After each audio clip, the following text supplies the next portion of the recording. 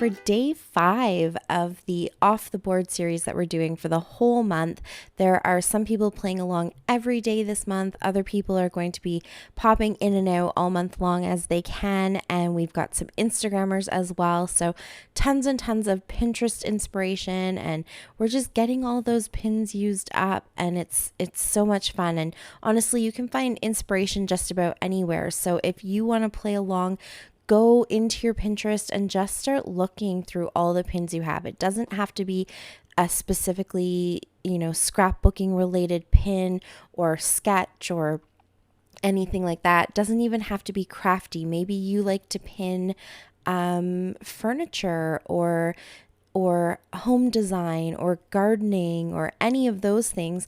You never know where you might find that little burst of inspiration. So it's tons of fun to see how people take those pictures and those ideas and turn them into a project and a layout. And it's a great way to kind of find those little external sources of inspiration that help you to be even more creative and maybe do something different or try something that you haven't tried before. So I have this package of butterflies that they're a package of die cuts that come from I think this specifically, the pink ones I got from Dollarama, but at one point Dollar Tree also had the exact same pack. So I did grab a few from there too, but I think these pink ones came from Dollarama, and they're just all kinds of butterflies, different sizes, different looks to the butterflies, but each pack is a specific color. So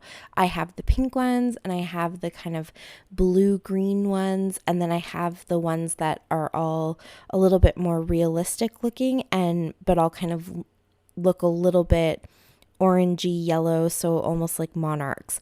And I haven't been using them as much as I thought that I would.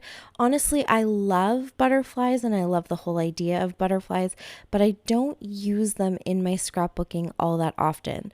So I went into my Pinterest board and I found that beautiful layout by Maggie Holmes, and I thought, I'm going to go ahead and use this as my inspiration and put together a layout just filled with butterflies. So in the end, mine obviously looks completely different from hers.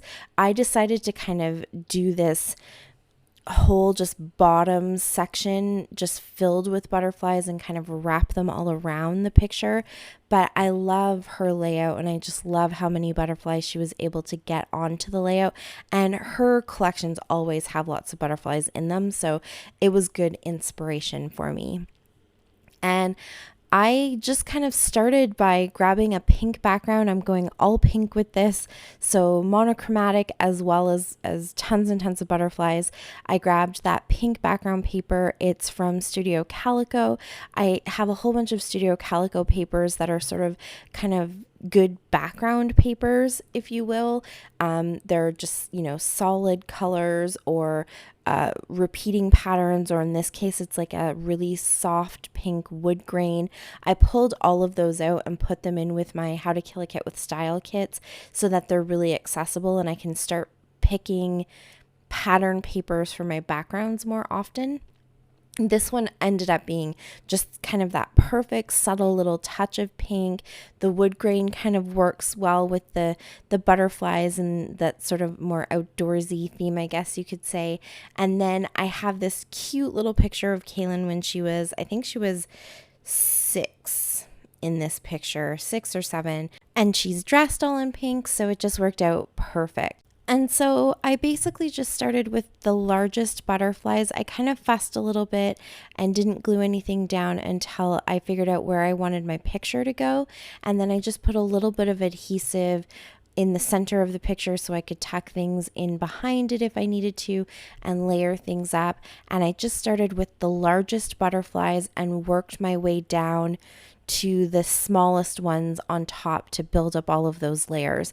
And I have to admit that this is definitely something that I struggle with. I love using tags and labels and strips of paper and shapes, I guess, that I find kind of easy, circles, rectangles, that kind of thing. I love layering with all of those. I just find them really easy, and you can, tuck all of them together and have bits of color popping out, or if there's words written on them, you can kind of nestle the little words so that they peek out from the different layers, or if there's pictures, that kind of thing. So I really love doing layering.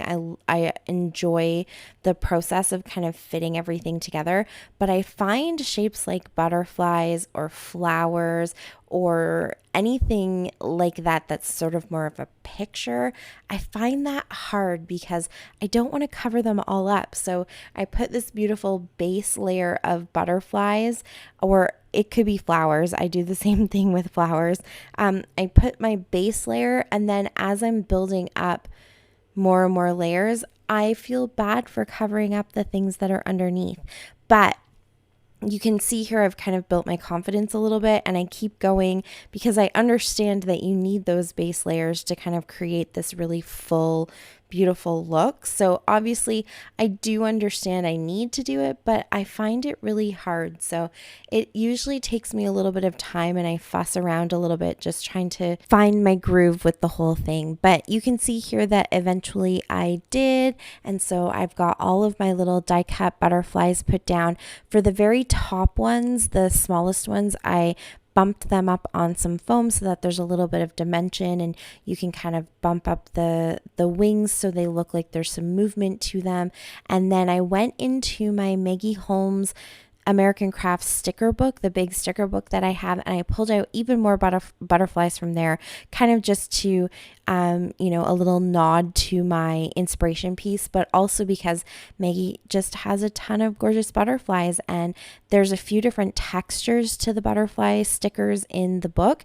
So I was able to bring in some extra texture. There's sort of more of a matte cardstock sticker, and then the other ones are that kind of clear, more plasticky sticker. So lots of different textures and feels and colors poking through all the different layers, and I think it turned out really nice. There are some gaps, but I'm okay with that. I think just because of the shape of the butterflies, you're never going to completely fill up all of those spaces. But I love my big cluster.